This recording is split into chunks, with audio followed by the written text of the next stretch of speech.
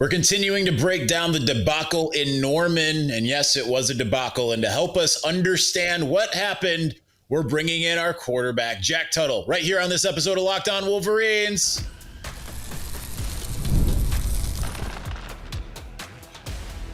You are Locked On Wolverines, your daily podcast on the Michigan Wolverines, part of the Locked On Podcast Network, your team every day.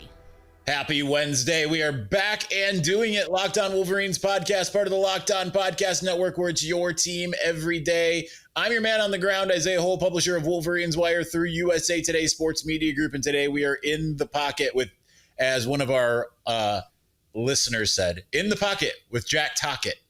That's how he said it. Because obviously we continue to be obstinate. Anyway, Jack, well, first, before we even get into your stuff, thank you to all of our everydayers. Thank you so much for making us your first listen. We're gonna get into segment one. We're gonna talk about what went wrong. Segment two, we're gonna talk about what went wrong.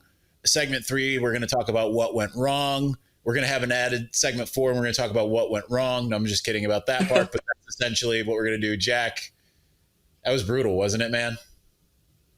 Yeah, Isaiah, it was obviously disappointing. It was a disappointing night for us as viewers and people who were at the game, which was you. But it's not time to panic just yet. This team will learn and grow from this. And I'm assuming they'll come out a lot better this next week versus Central Michigan. But before we get into that, there are a couple things to unpack from that Saturday night in Norman. And the first thing, and the priority that Michigan needs to take care of, they have to find their offensive identity. This is not the 21 team. This is not the 22 team or the 23 team, right? They do not have the same players. They don't have the same front, right? We had so many NFL offensive linemen in 23. It was unbelievable. I've never seen anything like it. They do not have that. They're trying to force themselves to be something they are not.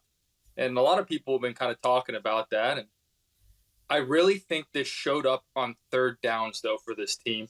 Michigan overall was 3 for 11. 3 for 11.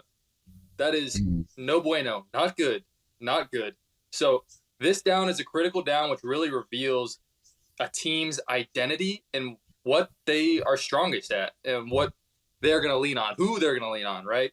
So teams rely on their best players or their best scheme. Because ultimately, if you convert more third downs, if you're near 50%, you have a higher chance of winning, sustaining drives, scoring, field goals, touchdowns, right? So Michigan did not do this, right?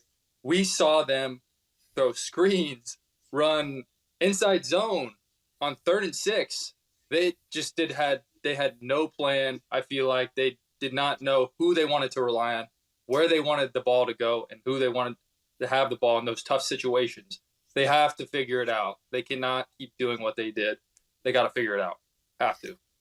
Next thing is the offensive line play. Have to be better.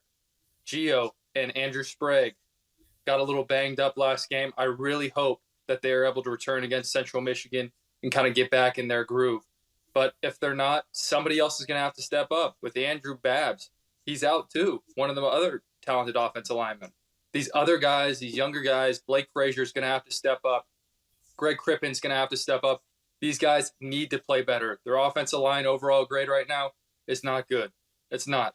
Gio and Sprague are carrying their offensive line right now. They need to be better. They have to. Again, just like overall identity. The next thing, before we continue on, is defensive backs. I'm a little worried about that too without Zeke Berry. He's hurt. That's concerning. Now we're going to play a true freshman, right? And obviously, Jair Hill on the other side, but this is one of the most tough. This is a tough position in football. Cornerback is arguably behind quarterback or tackle, and how difficult it is to play in football. So trotting out a true freshman out there could change the game plan for the defense this week. Who knows? Maybe Shamari Earls comes back this week. He's one of the better true freshmen on the team to give that defense a little bit more strength. Maybe go a little bit more man coverage, but we'll see this week how that goes and if anyone comes back. Yeah, I feel like I've been using the word hubris the last several days as it comes to the game plan. It felt to me very much like we're Michigan. We're coming into your house. Go ahead and bow down now. Understand that who we are. You don't even have to try. That's kind of like the mentality that I got, because when you look at what Michigan did, it was not cohesive whatsoever. It got to a point where 3rd and 3, which used to be an automatic first down in the years you were there. You just kind of felt like there was just no way that they could even convert that. And it got to a point where like they're running these trick plays that are well outside the confines of the offense, whereas and it felt very difficult. Everything felt very difficult, very similar to kind of some of the struggles at the times that early Davis Warren or Alex Orji type of offense.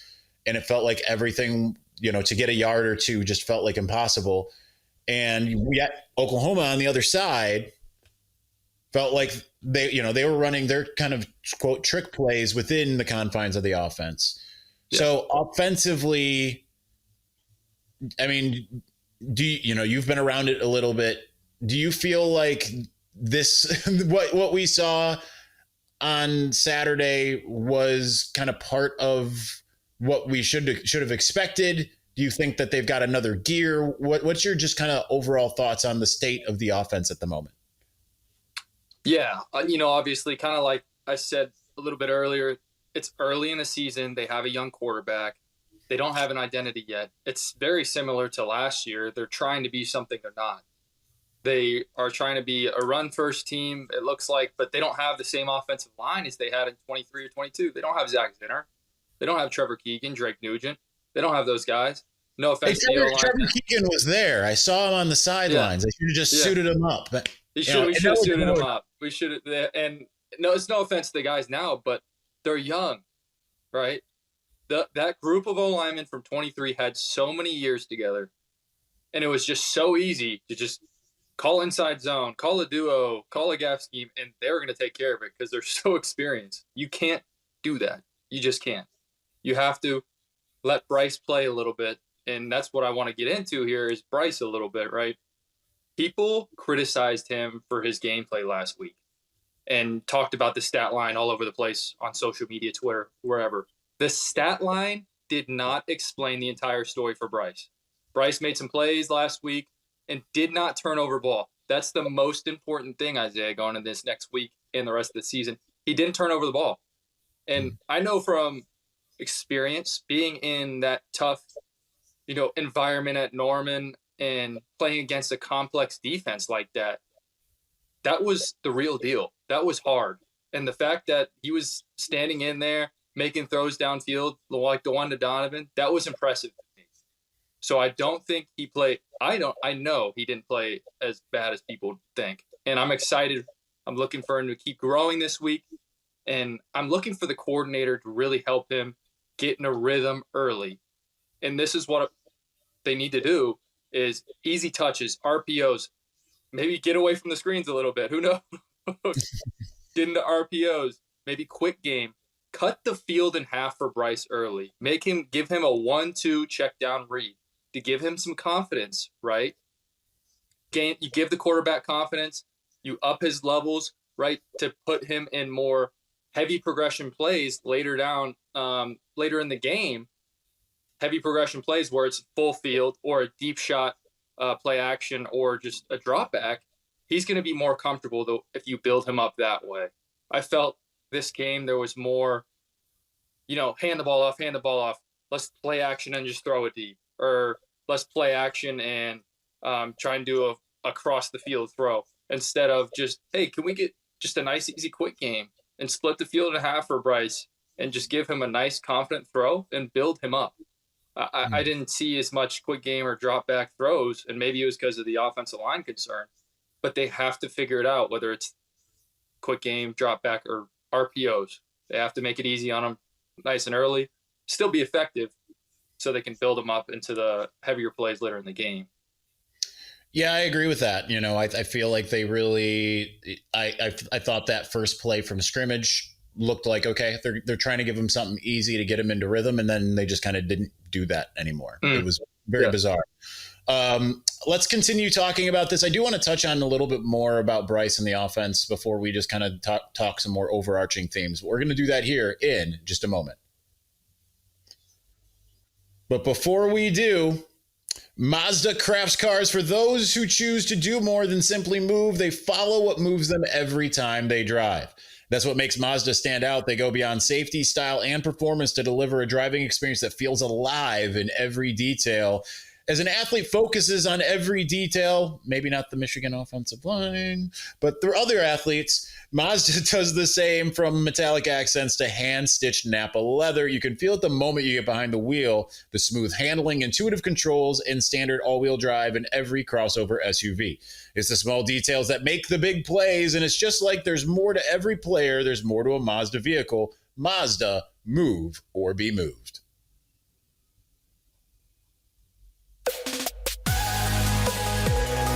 All right, Jack. I'm with you on the Bryce stuff because I don't think 9 of 24 tells the story whatsoever. I felt like he was running for his life. Michigan, in turn, I felt like it was kind of like, this is well before you arrived. And this wasn't nearly as dire as it was in the game I'm about to mention. But 2021 Georgia, the college football playoff, they had Cade running all these slow developing plays against a defense that was penetrating the offensive line like Swiss cheese, right? And I kind of felt like this was the same type of deal, and you can correct me if I'm wrong, where it just felt like, hey, like maybe let's not have him in the pistol formation doing these play actions, turning your back to the defense when you're going to turn around and see a defender and have to run for your life.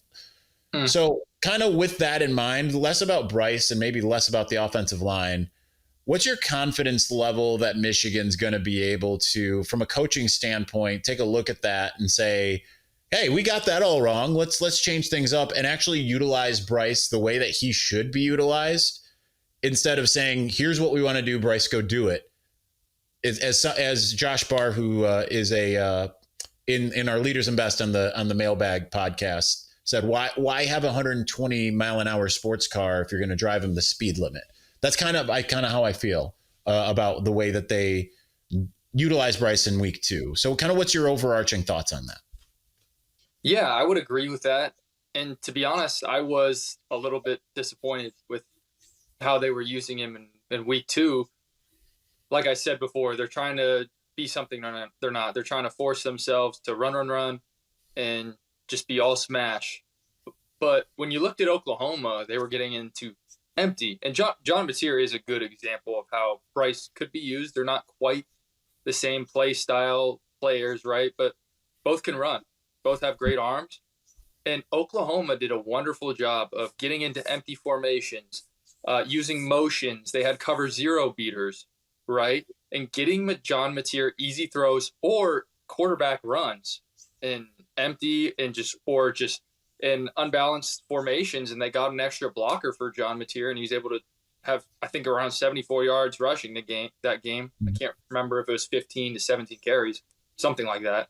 19. Yeah. Which is, it's a lot for a quarterback, right? So you'd think they'd use Bryce a little bit more that way. They'd use his legs. They'd maybe get an extra hat in the run game. They tried one play, but they're backed up in their own red zone. I don't really understand that play call right there. But you need to find different ways to do that. And with Chip Lindsey's background and experience, you'd think there'd be a little bit more air raid-esque stuff added into this Michigan offense to make it a cool flow. So you also have smash, but you also have this kind of dynamic pass game where you can get into empty formations. And if teams want to pressure, you just replace where they're blitzing from with a 5-wide set. And hopefully Marlon Klein gets back this week, and you can add him into that mix. And you just, boom, you dissect. They want to pressure, you replace it. And if they don't, they want to drop 8, then you take your time, or you can do a QB run. It's just, I was hoping to see a little bit more of Chip's identity in this offense, and I just did not see it in week 2. I didn't. You said 2 things that really kind of piques my interest here. Number one, Marlon Klein being out.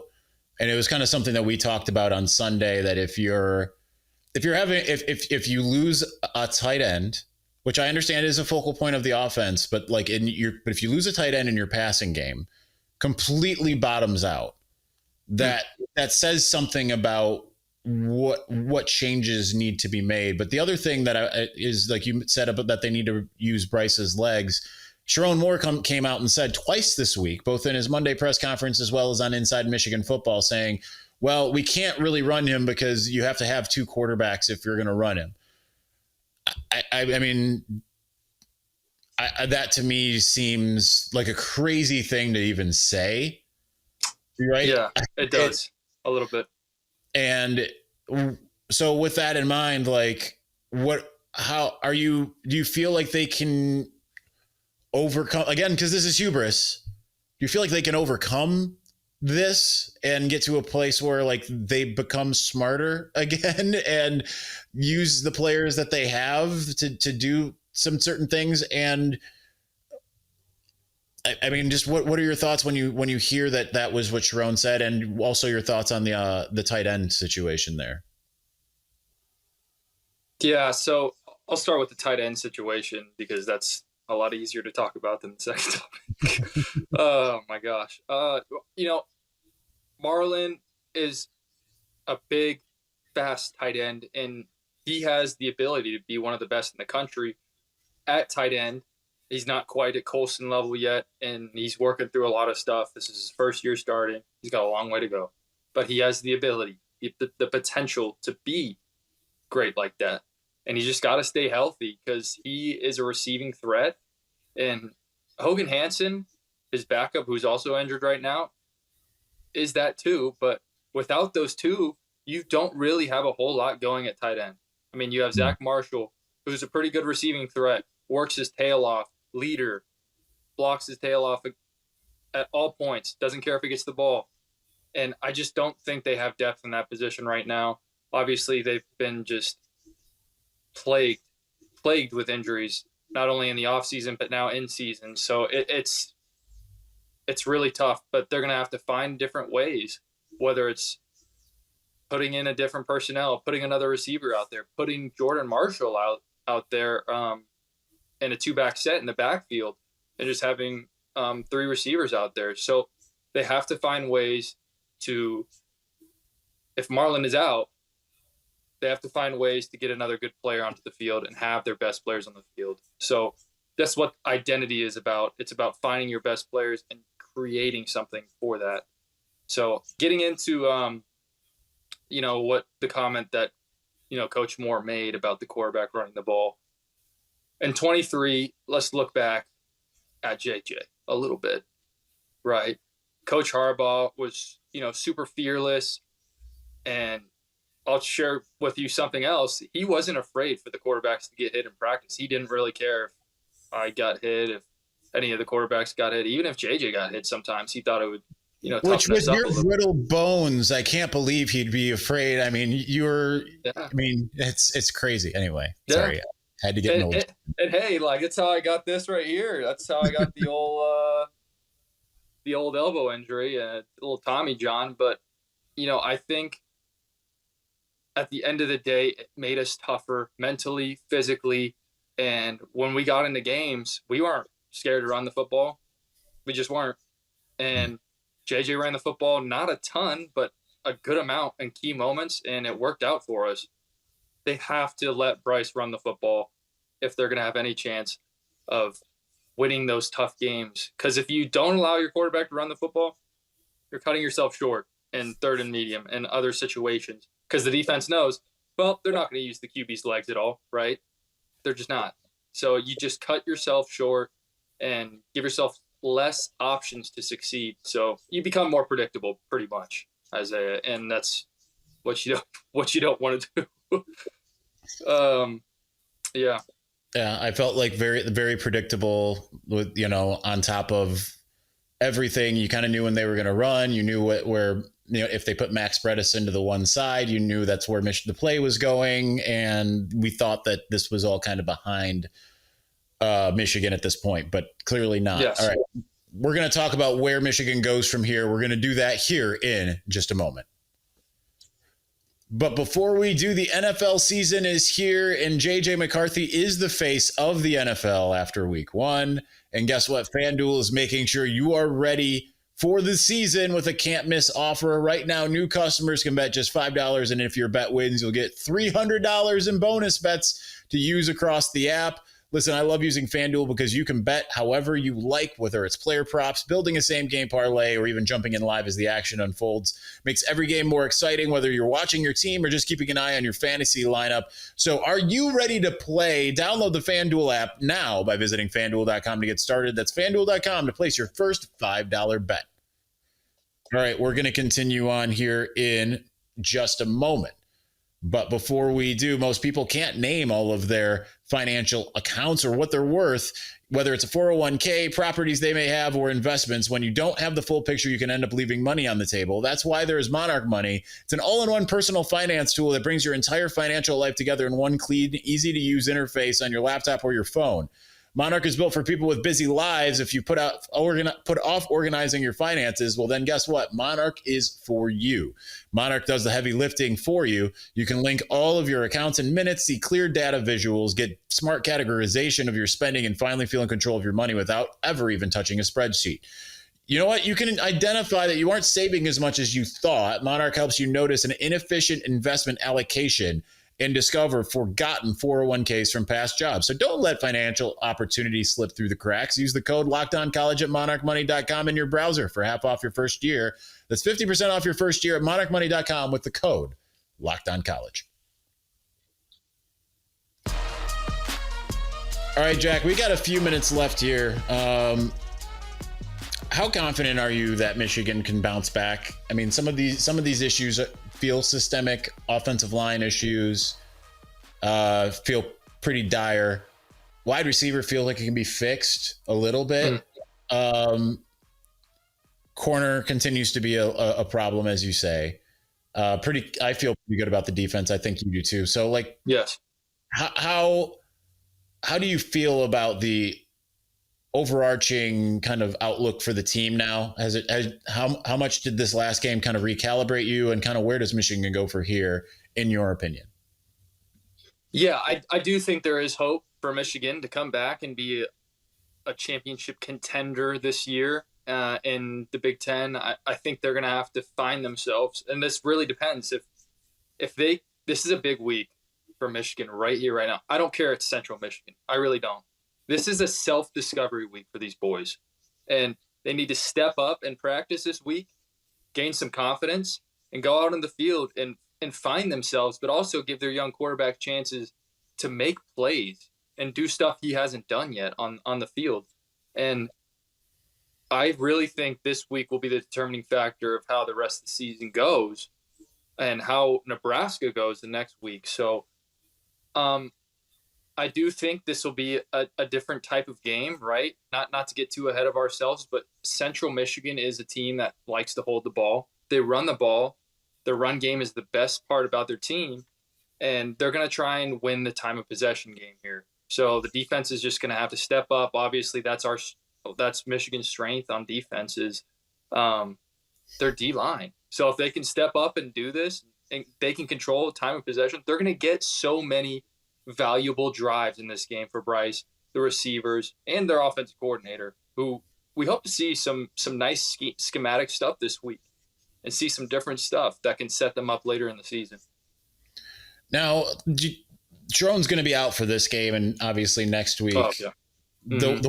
The way that I look at it, and you can weigh in your thoughts here.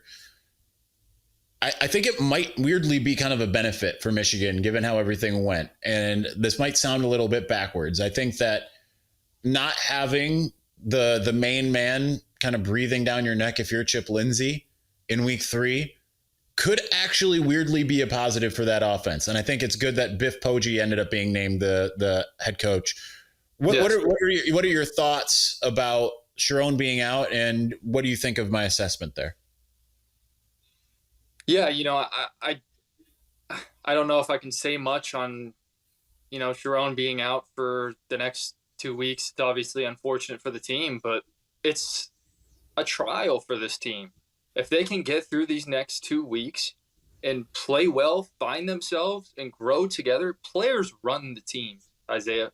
It's not up to the coaches at the end of the day to lead these teams. In 23, when Coach Harbaugh was gone for several games, it was the players who led the team, who faced the adversity together. It was JJ, Bet on Twitter. It was all the players on the team coming together and doing that. That's what these guys need to do now. This is perfect. A little bit of adversity to glue them together and get this thing rolling. And obviously your assessment is it can help a little bit for coaches just in terms of freedom. Hey, this is Chip's offense this week. It's Chip's offense with Steve Kasula assisting him a little bit. And I would just love to see it just let it rip this week. Just let it rip. You know, be you, be who you are, and you know, don't try and be something else. You know, so that's what I would just love to see. And I think your assessment is pretty good. Close to spot on. Right on. Well, that's Jack Tuttle. I'm Isaiah Hole. This is in the pocket with Jack Tuttle. I psych myself out. I'm excited to see what this ends up looking like, and this is the type of like an elixir game that I feel like Michigan needs. They need a blowout.